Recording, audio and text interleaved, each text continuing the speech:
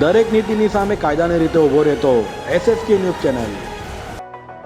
દક્ષિણ ગુજરાતની સૌથી મોટી સરકારી હોસ્પિટલ નવી સિવિલ હોસ્પિટલમાં પ્રથમ વરસાદે જ તંત્રની પોલ ખોલી નાખી છે। સિવિલમાં RMOની ઓફિસની બહાર જ લોબીમાં પાણી ભરાયા હતા।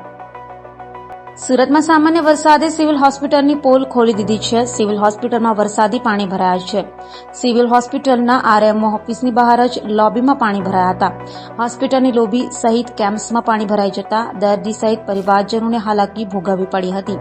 પાણીના નિકાલ માટે બનાવવામાં આવેલ ચેમ્બરમાંથી વરસાદી પાણી ઉભરાતા સમસ્યા સર્જાઈ હતી। સિવિલ તંત્ર દ્વારા ચોમાસું બેસે તે પહેલા ડ્રેનેજ લાઇનના ચેમ્બરોની સફાઈ કરવાની હોય છે।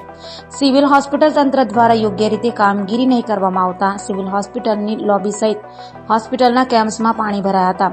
સિવિલ હોસ્પિટલના કેમ્પ્સમાં પણ પાણી ભરાઈ જતા દર્દીઓ સહિત દર્દીના પરિવારજનો ભારે હાલાકી વેઠવી પડી હતી।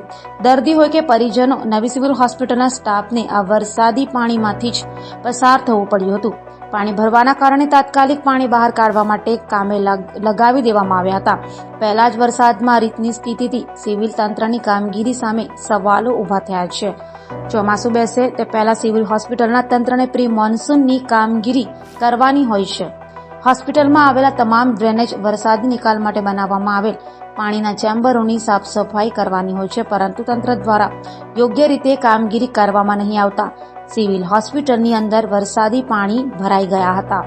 ડ્રેનેજ અને વરસાદી પાણીના નિકાલ માટે બનાવવામાં આવેલ ચેમ્બરોમાંથી પાણી ઉભરાતા પાણી ભરાયા હતા।